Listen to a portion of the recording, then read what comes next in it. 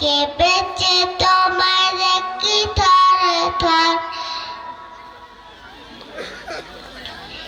এই আশা কবুল করো আল্লাহ, তুমি শহীদ হয়েছ তুমি এটাই জানি। দেখা তো হবে না আর এই জীবনে, দেখা হবে জান্নাতে ফুল বাগানে।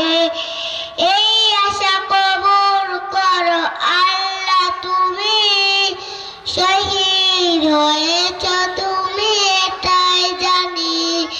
আল্লাহ সাইদি তুমি মরণি, শহীদ হয়েছ তুমি এটাই জানি।